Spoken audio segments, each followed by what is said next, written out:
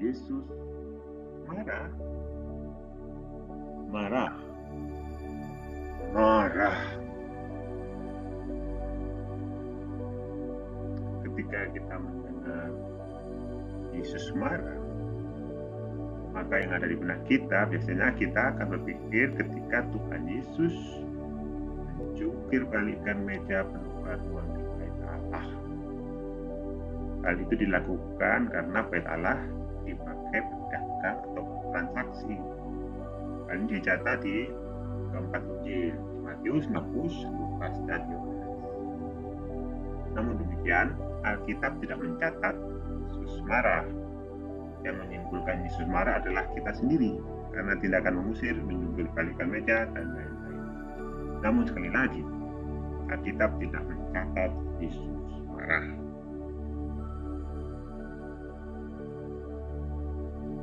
Kemudian ada lagi peristiwa ketika Yesus memberkati anak-anak. Ini dicatat di Matius, Markus, dan Lukas. Namun demikian yang mencatat Yesus marah itu hanya di Injil Markus. Ayat 13 dan 14, lalu orang membawa anak-anak kecil kepada Yesus supaya ia menjamah mereka. Akan tetapi murid-muridnya memarahi orang itu.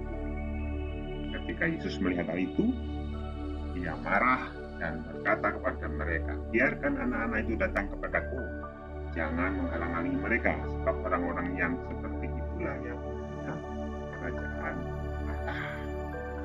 Ini penyebab Yesus marah karena mereka, yaitu murid-murid Tuhan Yesus, menghalangi anak-anak datang pada Yesus. Sebenarnya ada yang menarik di sini, yaitu orang-orang yang membawa anak-anak itu mau supaya Yesus menjamah mereka.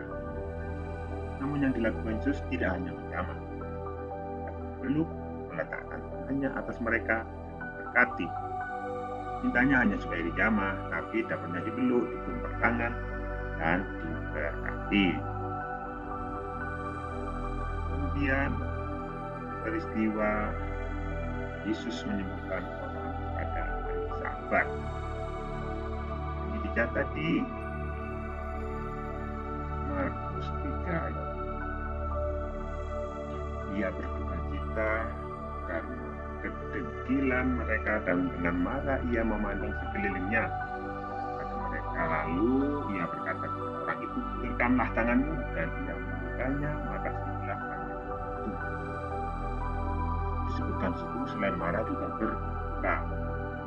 Saya bisa dibayangkan tahu marahnya Tuhan Yesus pada waktu itu, marah dengan memandang sekelilingnya.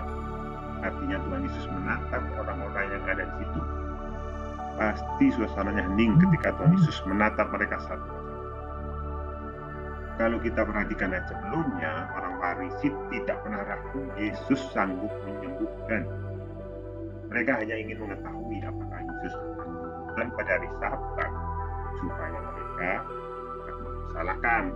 Dan ternyata Tuhan Yesus tetap menyembuhkan dengan terang-terangan, dengan mendemonstrasikan, dengan memanggil orang yang sakit untuk berdiri di tengah-tengah untuk disembuhkan.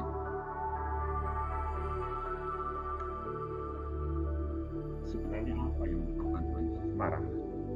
Kita baca ayat 4.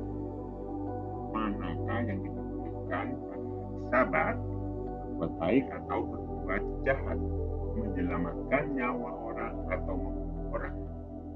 Yesus marah karena mereka orang Farisi tidak ada belas kasihan, kurang kasih karunia.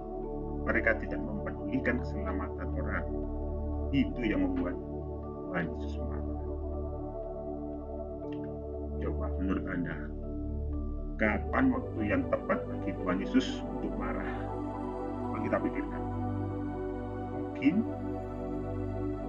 ketika perempuan yang berbuat zina dan ia berada di depan Yesus. Yesus harusnya berkata, kemana bisa kamu melakukan perzinahan? Jika sebelum aku mengampunimu, aku harus marah dulu. Kalau itu dilakukan mungkin akan menyenangkan banyak orang yang melihatnya, yang menonton, yang membawa perempuan zina di hadapan Tuhan Yesus. Namun itu tidak dilakukan oleh Yesus. Tuhan menentang perzinahan. Oleh sebab itu, ia berkata, jangan berbuat dosa lagi. lagi. Setelah orang itu sembuh, orang Farisi keluar dan bukan merayakan kesembuhan, tidak, namun bersekongkol untuk Yesus. Padahal salah satu jemaatnya disembuhkan, maka mereka ingin Yesus. Tuhan Yesus sedih, berduka cita karena kedegilan di mereka.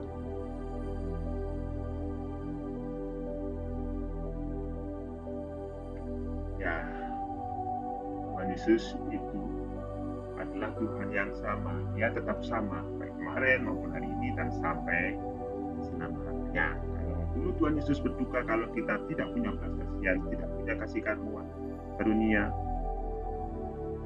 sampai sekarang pun tetap sama. Dia akan berduka jika kita tidak punya belas kasihan, tidak punya kasih karunia.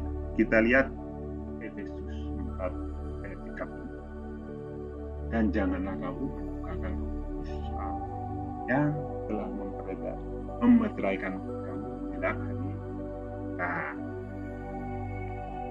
kata dan di awal adalah kata sambung yang menyambungkan dengan ayat sebelumnya. Kita baca ayat sebelumnya. Janganlah ada perkataan kotor keluar dari mulutmu, tetapi pakailah perkataan yang baik untuk membangun di mana perlu, supaya mereka yang mendengarnya Jadi pakailah perkataan yang baik untuk membangun, supaya apa? Supaya mereka yang mendengarnya dan janganlah kamu mendukakan Roh Kudus Allah.